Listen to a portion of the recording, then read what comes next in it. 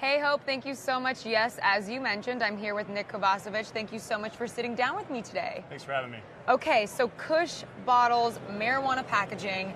You guys have sold more than 100 million units, and now you're in 4,000 legally medical adult use stores globally around the world. So with only 3 manufacturing locations so far, how are you able to disrupt this on a global level? Well, you know, it's a unique opportunity. We got in at the right time. We started the company in 2010, so we were a little bit early. We really had a thesis that eventually cannabis would be regulated, and they would regulate things like packaging and require child-resistant packaging. And so we built a platform around that, and so we grew organically year over year, and then we saw some of that regulation that we knew was coming start to hit in different states, and then that prompted us to really expand our resources, open up facilities, put boots on the ground, ramp up our manufacturing efforts, and be able to really scale this business. And so it's been an exciting time. We've been riding the green wave, so to speak, of growth. We've been taking advantage of mostly domestic markets, but as you mentioned, also international markets that are now starting to open up. So it's just exciting to be a part of it, exciting to see it. And we've really found a niche where our business fills a void that the industry needed, and that's child-resistant packaging, and that's also accessories and hardware and ancillary products that we're able to provide to really allow these cannabis businesses to reach their full potential. So Nick, what is the competitive advantage that you have by remaining independent from growing and selling cannabis? You know, well, originally, you know, there's a lot of risk around touching the plant, so to speak, is the term they use. And so, you know, we wanted to kind of avoid that risk. And so that's why we decided to be on the ancillary side. We also heard the old adage that in the gold rush, the companies that made the most money were the pick and shovel companies. And so, again, this is where we wanted to provide something that, you know, every single cannabis business needs, but it's not actually cannabis itself. And that's where we found our niche with packaging and accessories. So that was the impetus for starting the company. And really, you know, what it's allowed us to do is scale our business nationally and internationally when a lot of these cannabis companies have a tougher time doing that due to regulation. So in the cannabis industry right now, it's all being regulated state by state. And if you touch the plant, if you grow cannabis or if you retail cannabis, you cannot ship that cannabis across state lines. Right. So it's really hard to get economies to scale. You can't have a major production facility in the state of Colorado, per se, and ship that cannabis to Oregon and Washington and California. It doesn't work that way. Our business is different, right? We can produce a lot of our products domestically. We produce a lot in California.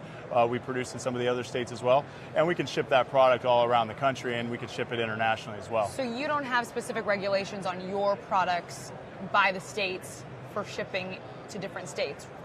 No, a lot of our products, if you look at kushbottles.com, you'll see a lot of our products are products that you know, exist in other industries, right? Okay. A lot of our packaging products could be used in the pharmaceutical industry or the veterinarian industry. But we've taken also products from other industries that are more applicable to cannabis, and we've built a big portfolio, an array of products that meet the needs of what the industry is demanding. And that's both from a trend perspective, right? Different forms of cannabis require different types of packaging. So it's not just dry cannabis flower anymore. It's not just edibles in the form of brownies and cookies. I mean, we have all these concentrated forms of cannabis, the oil, the vaporizers.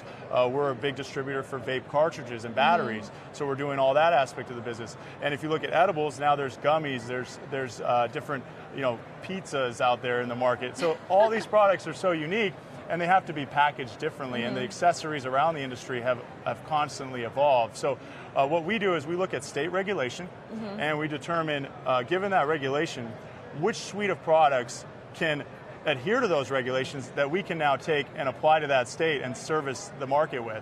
And we have to do that state by state because all the regulations are different. And as a result, we've built a huge product library of over 2,000 SKUs. We have dozens of different product categories, and we consider ourselves a one-stop shop for the cannabis businesses. So last week you launched an FDA-compliant Kush Canister. What does this mean and who's it for? So Kush Canister is a proprietary product, right? It's only available through Kush Bottles. The product is a wide mouth container. It leverages some IP that's owned actually by our manufacturer. We created a joint venture to create an exclusive product for us.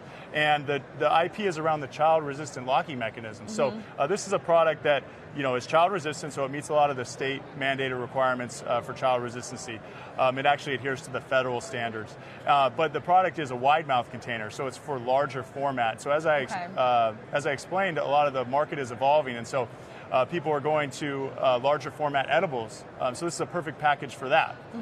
So larger quantity items, also bigger amounts of cannabis flower, this can be used. So it's a segment that we were using other products to service. This is a more appropriate product, and we just launched it and brought it to market. We're excited, and we're getting a lot of good positive feedback on it already. Okay, let's go to the industry in general, because you have a wealth of knowledge about this. So why have regulations given the upper hand to the smaller businesses and maybe newcomers versus these larger companies when it comes to entering this industry? Yeah. It's a really unique opportunity in cannabis, and I think all the entrepreneurs in the industry understand it to some degree, but it's basically a window that's been created by the way cannabis is being regulated. So we have cannabis regulations coming in state by state, and now we have some of the biggest states in the union coming online. Nevada, we just saw July 1st of this year. California, we're expecting January 2nd of next year. And we know Massachusetts has a voter-approved initiative that's hopefully going to be rolled out at some point in 2018. Added to the states that were already legal, Washington, Colorado, and Oregon, and Alaska. So the market is emerging, right? It's growing, but there's no federal legality. So what that means is folks that are operating under any federal purview, so these are financial institutions, banks that are FDIC insured, they can't participate in the industry.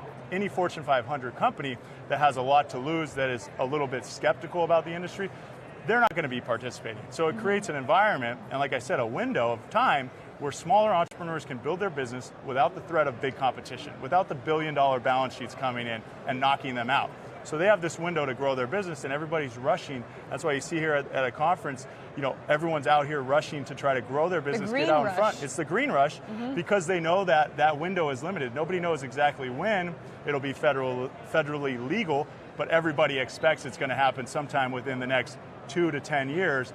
So how big that window is and how fast you can grow your business is ultimately going to determine your long-term viability in the marketplace. So this is that window, and it presents a great opportunity not just for entrepreneurs, but for service providers, where normal insurance companies or normal institutions that can service either financially or through debt or equity can participate, that are smaller institutions that normally would be getting taken over by the big institutions, the JP Morgans of the world.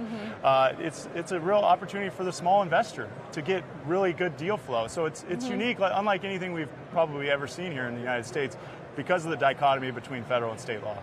So you said, of course, the federal regulations, they're coming in the future. Is this going to be a Trump administration era that we're going to start seeing implement these? Well, if there's one thing I think we've learned about the Trump administration is it's impossible to predict anything. So I don't think we want to rule anything out.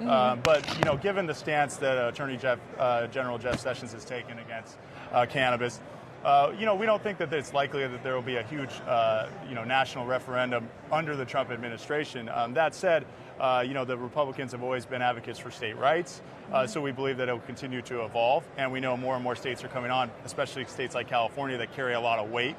And so we expect a continued positive momentum. But will we get a national referendum on adult use cannabis? Probably not. Will there be something on medical? Potentially. I think we could see that under the Trump administration. Well, Nick, thank you so much for sitting down with me today. Nick Kovacevich, CEO of Kush Bottles. Thank you so much. We're going to go back over to the New York Stock Exchange.